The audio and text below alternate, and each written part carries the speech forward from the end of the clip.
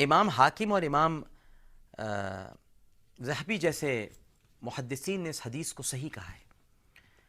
یہ بیان آپ صلی اللہ علیہ وآلہ وسلم کا معجزہ ہی کہا جائے گا کہ ایک ایسے دور میں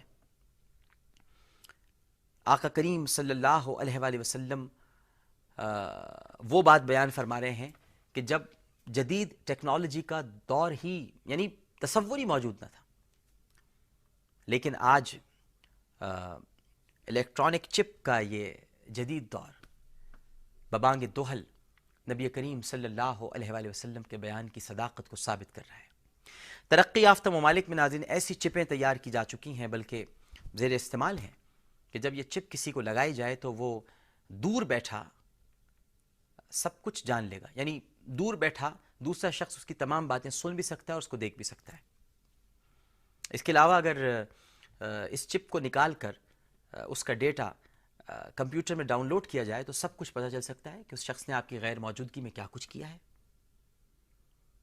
ابھی اس کو ٹانگ یا بازو پر باندھ کر استعمال کیا جا رہا ہے، جبکہ بازو یا ران کے گوشت میں پیوست کرنے کے تجربے جاری ہیں، اور ممکن ہے کہ یہ ہو بھی چکا ہو جب تک ہم یہ پروگرام کر رہے ہیں.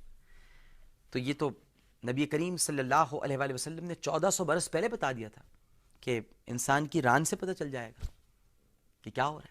چپیں داخل کی جاتی ہیں، بڑی ٹیکنالوجی کی بات ہے، اور آپ کے سامنے یہ ساری چیزیں. آج سے 10 سال پہلے کوئی تصور کر سکتا تھا ناظرین کہ وائی فائی بھی کوئی ٹیکنالوجی ہوگی، وائرلیس سسٹم ہوگا؟ یہاں آپ نے کھٹاکھٹ نیٹ لگا لیا جناب علی، کوئی نہ تار ہے کچھ بھی نہیں ہے. ارے میں تو آپ سے کہتا ہوں اگر کوئی 30-35 سال پرانی ہستی ہمارے گھر کی یا جن کا انتقال ہو گیا ہے 40 سال پہلے، اگر وہ زندہ ہو جائیں تو وہ طیارے میں کسی کو فون پر بات کرتے دیکھ کر، سیٹلائٹ کے ذریعے وہ زمین پہ بات کر رہا ہے اور جہاز میں، وہ تو یہ دیکھ کر ہی انتقال ہو جائے گا ان کا دوبارہ کہ یہ کیا ہو گیا. تو اتنی ترقی ہو گئی ہے اور یہ تصور نہیں کیا جا سکتا تھا. اب جہاں تک حدیث کے اس حصے کا تعلق ہے کہ درندے آدمی سے باتیں کرنے لگیں گے، تو یہ بھی یقیناً آپ کے علم میں ہوگا کہ مغربی ممالک جانوروں کی بولیاں سمجھنے اور ان سے گفتگو کے لیے مسلسل تجربات کر رہے ہیں، اور ایسی آڈیو ٹیکنالوجی ایجاد ہو گئی ہے جس کی مدد سے چیونٹیوں تک کی نقل و حرکت اور ان کے باہمی روابط اور اشاروں کی زبان بھی اب سائنسدانوں کی سمجھ میں آنے لگی ہے.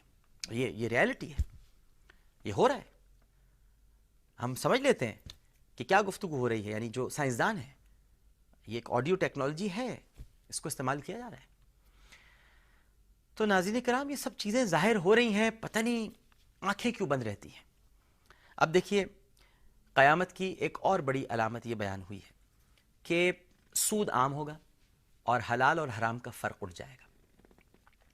مسند احمد بن حنبل اور سنن ابی داود میں حضرت ابو ہریرہ رضی اللہ تعالی عنہ بیان کرتے ہیں کہ نبی کریم صلی اللہ علیہ وآلہ وسلم نے ارشاد فرمایا، لوگوں پر ضرور ضرور ضرور ایک ایسا وقت آئے گا، ایک ایسا دور آئے گا کہ کوئی شخص ایسا باقی نہ رہے گا جو سود کھانے والا نہ ہو، اور اگر سود نہیں بھی کھائے گا تو اسے سود کا دھواں، اور بعض روایات میں ہے ناظرین کہ غبار پہنچ جائے گا. اور آج ہم دیکھتے ہیں کہ ہمارا تمام تر اقتصادی نظام سود پر قائم ہے. ہمارا رواں رواں سودی معیشت میں جکڑا ہوا ہے.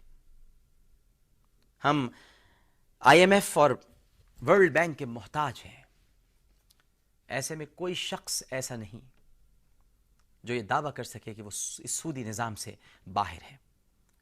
اس طرح پیارے آقا کریم صلی اللہ علیہ وآلہ وسلم کی یہ حدیث لفظ بلفظ پوری ہو گئی ہے کہ کوئی شخص ایسا باقی نہ رہے گا جو سود کھانے والا نہ ہو، اور اگر سود نہیں بھی کھائے گا تو اسے سود کا غبار ضرور پہنچے گا.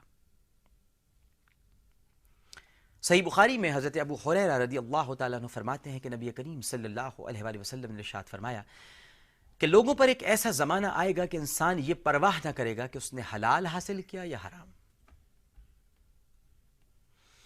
اور ناظرین سچ بات تو یہ ہے کہ آج کی صورتحال یہ ہے کہ لوگ نہ صرف یہ کہ حرام کھا رہے ہیں بلکہ اس دھڑلے سے کھا رہے ہیں کہ اسے حرام تصور تک نہیں کر رہے ہیں. اللہ معاف کرے، توبہ توبہ. لوگوں نے سود کو منافع، رشوت کو انعام اور سفارش کو تعلقات کا نام دے کر اپنے اوپر حلال کر لیا ہے. آوارگی اور بے راہ روی کو آزادی، اسلامی تعلیمات پر تنقید کو اظہار رائے، اور گمراہی کو روشن خیالی کا نام دیا جا رہا ہے۔ سچ فرمایا تھا میرے آقا و مولا حضرت محمد مصطفیٰ صلی اللہ علیہ وآلہ وسلم نے کہ لوگ گناہ کا نام بدل کر اسے حلال کر لیں گے۔ سید عائشہ صدیقہ رضی اللہ تعالی عنہا ام المومنین ارشاد فرماتی ہیں کہ نبی کریم صلی اللہ علیہ وآلہ وسلم نے ارشاد فرمایا کہ سب سے پہلے اس طرح اسلام کو بگاڑنے کی کوشش کی جائے گی کہ مسلمان شراب پئیں گے۔ صحابہ کرام نے رضوان اللہ تعالی علیہ مجمعین تعجب سے سوال کیا، کیا مسلمان شراب پئیں گے؟ حالانکہ اللہ سبحانہ و تعالیٰ نے اسے سختی سے حرام فرمایا ہے۔ اس پر آپ صلی اللہ علیہ وآلہ وسلم نے ارشاد فرمایا وہ اس کا نام بدل کر اسے خود پر حلال کر لیں گے۔ ناظرین کرام، علامات قیامت، آثار قیامت پروگرام کا وقت اپنے اختتام کو پہنچا۔ بہت ساری باتیں ابھی باقی ہیں، ابھی تو سمجھ لیجئے کہ ابتدا ہوئی ہے۔ اللہم صلی علی سیدنا و مولانا محمد وعلی آلہ وصحابہ وبارک وسلم وصلی علیہ۔ پروگرام پیش کرتے ہوئے اگر زبان سے کوئی گستاخانہ جملہ نکل گیا ہو، کوئی ایسا لفظ جو توہین کے زمرے میں آتا ہو، اللہ رب العزت کے حضور معافی کا خواستگار ہوں۔